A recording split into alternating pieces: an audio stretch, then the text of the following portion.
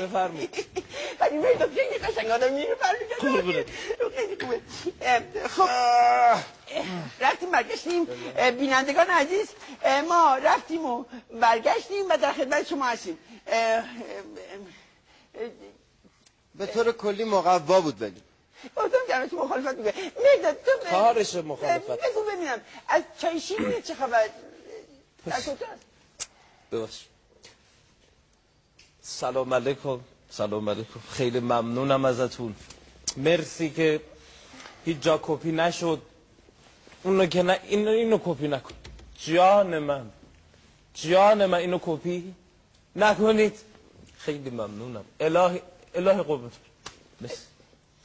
گفتی همه تموم شد؟ آره دیگه قربونتون برم. حالا میشه چای شیرینی الان در چه وضعیه؟ خب همینطور که میدونی هنوز سرد نشده خدا رو شکر و از دهن هم نیفتاده. خوبه.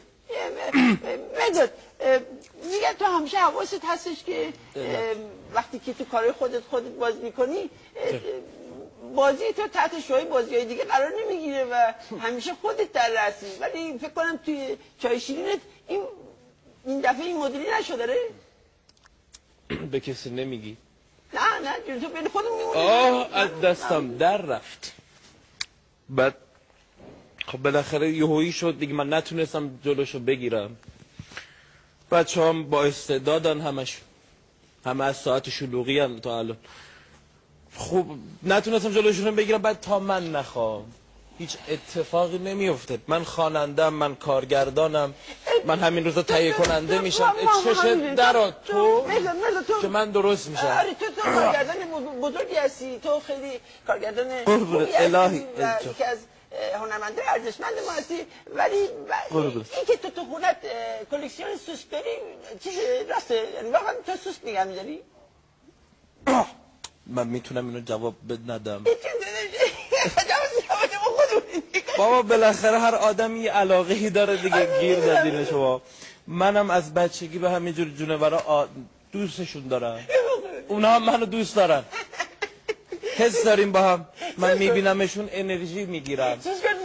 اصلا نمیدونه من موش سوسک مارمولک چقدر الهی یک درگیره. یه دونشون میان تخم میریزن کل اینجا تخم ریزه تابستون که میشه تمام تخم سوسک میبینی همه جا گرفت. زدم ناکارش کردم دیگه. این یه دونه که کشتم همین میتونه مادرت مولد چند سوسک باشه. سوسک رو کردی؟ آره. سوسک کار من نیست البته اینجا. چیزی سوسک دوست داره آخه تو سوسک رو کردی هستی؟ تو خجالت نمیکشی؟ جا چرا؟ فیلم سازه رو له کردی، چی بهت نگفتن؟ تو اونو له کردی. اشتباه کردی، چیزی نداره. تو اونو له کردی. شوخی کرد. چیزی نگو. تو لهش کردی. جمع کن آقا. میخوای چیز کنیم؟ نه میخوای ما بحث عوض کنیم. چی تو حالیت نیست؟ که کیو برمی تو سوسک رو له کردی. مرداد جمع کن آقا. آخه تو اگه مجبور بودی این کار بکنی سوسک له بکنی؟ الان چه وقت سوسک له کردم؟ داری تو پاچه من؟ چی پاچه من؟ گوشیتو درست کن.